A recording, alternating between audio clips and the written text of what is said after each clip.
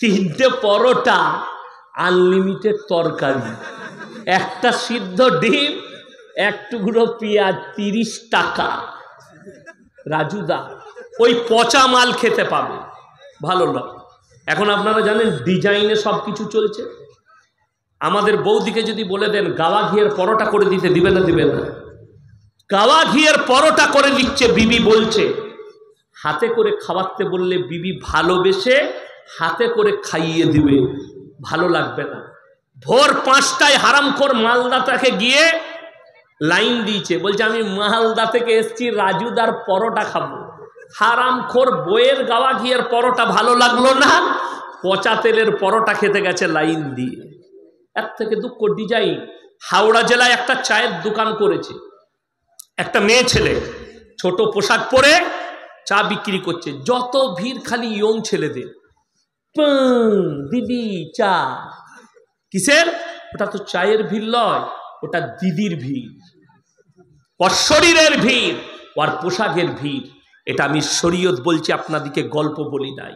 কিয়ামতের পূর্বে রাস্তাঘাটে কুকুরের মতো জিনা করবে, এটা কিয়ামতের আলামতের মধ্যে একটা আলামত। যতগুলো পুরুষ তার চায়ের দোকানে দাঁড়িয়েছে তারা জিনার নিয়ত নিয়ে দাঁড়িয়েছে, কেউ চা খাবার নিয়ত নয়।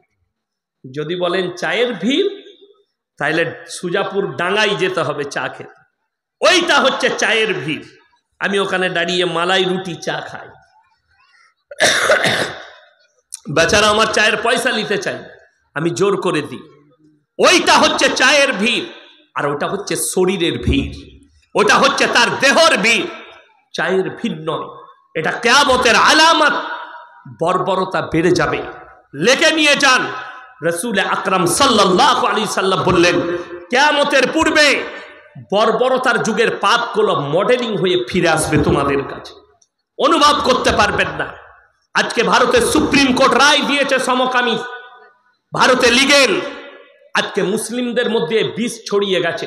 সমকামী এই পাপটা রাসূলের যুগের পাপ নয়, এই পাপটা ইমামদের যুগের পাপ নয়, এই পাপটা ইমাম বুখারী ইমাম তিরমিজির যুগের পাপ নয়।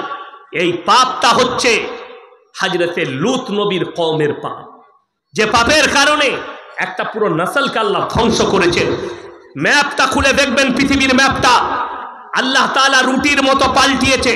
যে সাগরটার নাম বৈজ্ঞানিকরা মরা সাগর দিয়েছে, যেখানে একটা পোকা মাকড়ও জন্মায় না, তারা এতটা অভিশপ্ত। আল্লাহ তাআলা এই পাপের কারণে কোরআনে লাকির টেনে দিয়েছে, লূত নবীর বিবি জাহান্নামে যাবে। নবী হওয়ার পরেও সে তার স্বামী আটকাতে পারবে না কিয়ামতের দিন। এরপরে আপনি এই পাপকে অ্যাকসেপ্ট করছেন, এই পাপকে আপনি মেনে নিচ্ছেন। বেঈমান কাফেররা ঠান্ডা মাথায়, হে আমার স্কুল কলেজের যুবক যুবতী, তোমাদেরকে ঠান্ডা মাথায় জিনা করাচ্ছে, তুমি বুঝতেই পারো না জিনা কোনটা। আপনি মনে করেন, আমার যুবক যুবতীরা ভালো করে শুনবেন, আপনি মনে করছেন জিনা মানে শারীরিক সম্বন্ধ। না, হাতের জিনা, কানের জিনা, চোখের জিনা, নফসের জিনা, মুখের জিনা, পায়ের জিনা, নফসের জিনা, শারীরিক জিনা।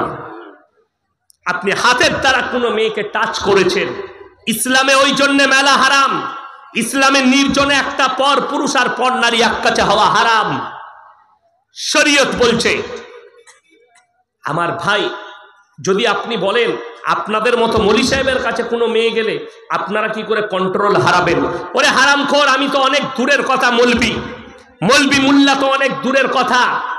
খোদ একজন নবী, ওয়ালাকাদ হাম্মাত বি ওয়া হাম্মা বিহা লাউলা আররা বুরহানা রাব্বি, সূরা ইউসুফ নবী বলছেন, আমাকে শয়তান ওয়াসওয়াসা দিয়েছে। যখন জুলাইখা নিজেকে বেবস্ত্র করে দাঁড়িয়ে গেল, ওয়াকালাত হাইতালাক, আমার দিকে অগ্রসর হও, আমাকে টিপে ধরে মনের কামনা আর বাসনা পূরণ করো।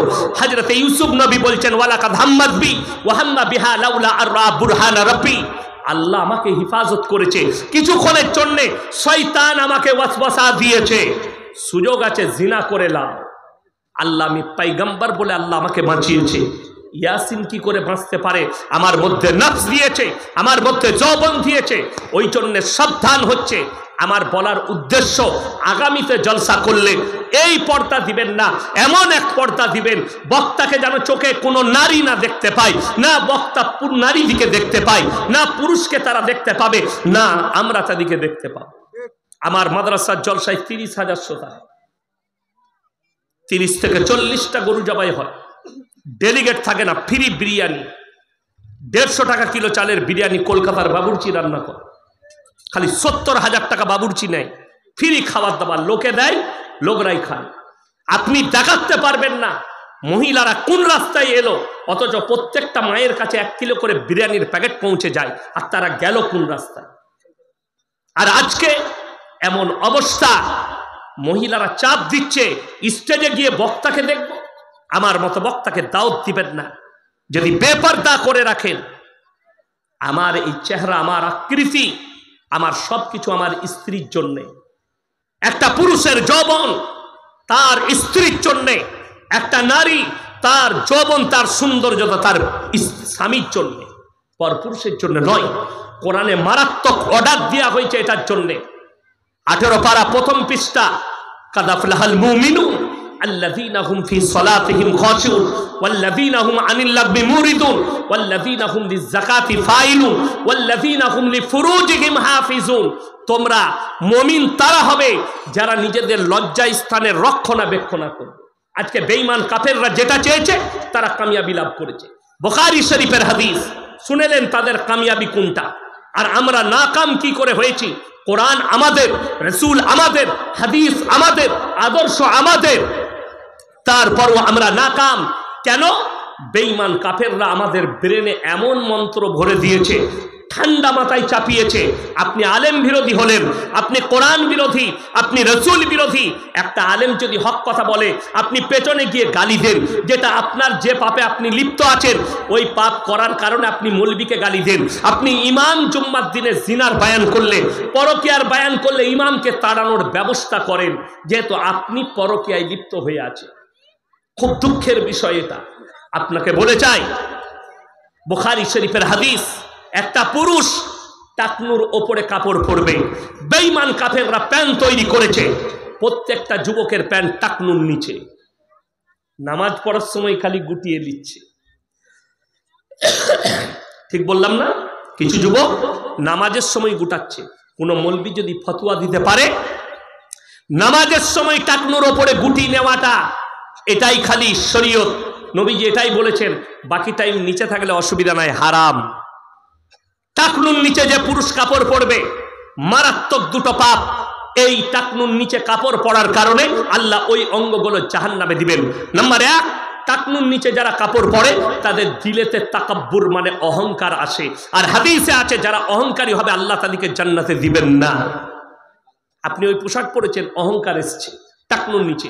2 নম্বর, আপনি রাস্তায় যাচ্ছেন, রাস্তায় যেতে যেতে কুকুরের গু ঠেকে গেল, কুকুরের মুখ থেকে গেল, যেহেতু টাকনুর নিচে প্যান্টের, বুটের নিচে প্যান্ট, চপ্পলের নিচে প্যান্ট, ছেচুড়ে ছেচুড়ে যাচ্ছে, ওই প্যান্ট পরি আপনি নামাজ আদায়